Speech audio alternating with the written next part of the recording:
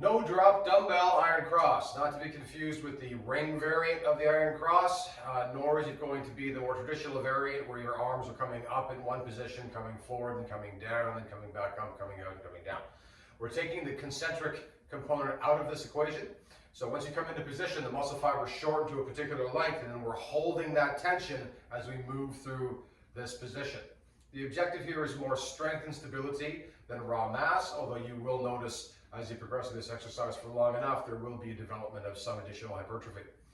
In terms of primary agonists, we're talking medial deltoid, primary agonist to get this out of position. As you're coming forward and out, there's influence from the anterior and posterior deltoids, but keep in mind that those muscle fibers predominantly produce shoulder development in particular planes, right?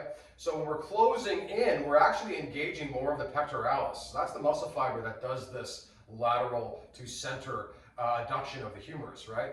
But this is not a chest exercise per se, as there's limited load to do that, right? So we're mostly, this is pulling this in, but all the shoulder work is happening to stabilize your humeral position. There's also a lot of rhomboid work happening here. Some medial and some middle and upper trapezius is going on as well. Specifically with that trapezius, make sure when you're coming into position, you're not climbing your shoulders into your ears. Keep your scapula set in a neutral fashion so that your arms come up, but there's minimal displacement of the shoulder. All that being said, here's your exercise. Knees slightly bent, neutral position of the spine and the hip.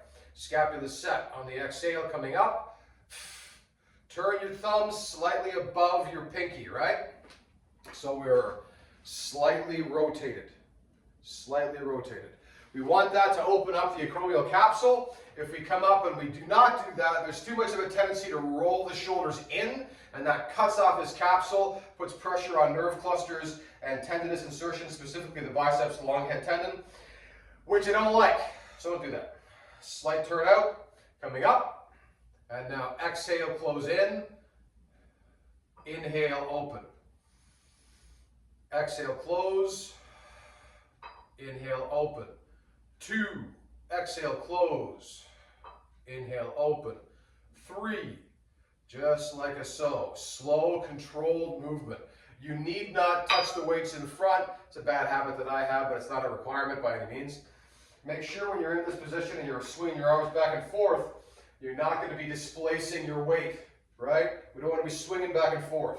So neutral hip position, lats stay engaged, push your feet away from each other, almost like you would be doing in a squat, to stabilize your hip, stabilize your base of support. If you find as you're moving your arms, you're still swaying too much, stagger your stance slightly.